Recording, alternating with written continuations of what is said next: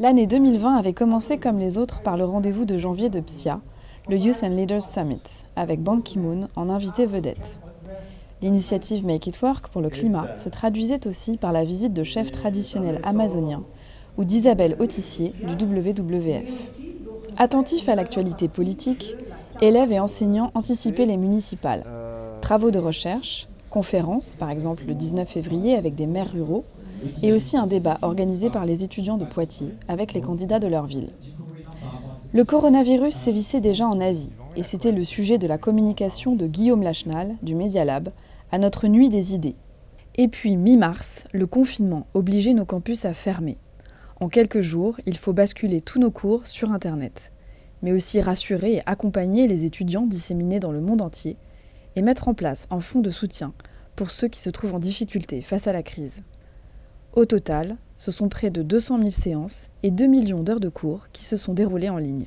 Le choc a aussitôt été analysé par nos chercheurs. Publications sur les transformations de la société, plusieurs grandes enquêtes sur les conséquences de la pandémie, explications des économistes. On va passer de 100 à 115 points de dette sur PIB, donc ce n'est pas une bonne nouvelle en soi, mais cette dette, elle est soutenable. La mobilisation pour nos chercheurs emprisonnés en Iran s'est poursuivie. Après la libération de Roland Marshall, Fariba Adelkha est elle aussi sortie de prison, mais reste assignée à résidence à Téhéran. À la rentrée, les étudiants étaient de retour sur les campus.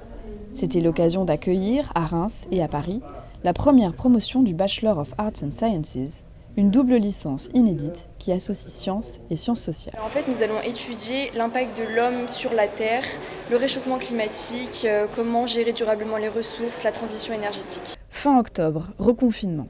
Sciences Po avait anticipé la situation grâce à son double campus, numérique et physique, désormais équipé d'une centaine de salles pour l'enseignement hybride.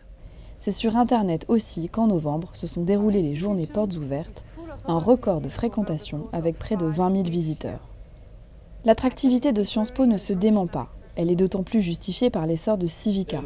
En 2020, les 8 universités européennes ont renforcé leur partenariat en proposant des cours et ateliers, en co-organisant des webinaires et en co-signant des déclarations sur la nécessité d'un leadership européen.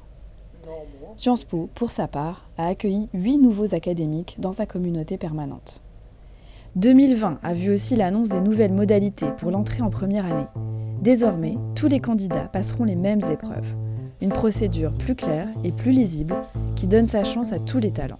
Avec cette réforme, Sciences Po va plus loin dans l'égalité des chances et décide d'accueillir 30% de boursiers dans chaque nouvelle promotion. Le chantier de notre nouveau campus parisien avance et un jeune artiste colombien a été choisi pour y créer des œuvres d'art qui y seront installées. Le monde culturel répond toujours à nos sollicitations, qu'il s'agisse des masterclass de l'école du management et de l'innovation ou de notre toujours dynamique chaire d'écrivains en résidence. 2020 se termine par une élection présidentielle américaine à suspense, commentée par nos enseignants et chercheurs, mais aussi par la création de nouvelles chaires, une intense actualité événementielle en ligne et le deuxième sommet de l'Alliance d'universités U7+, qui avait été lancé à Sciences Po en 2019. Sciences Po.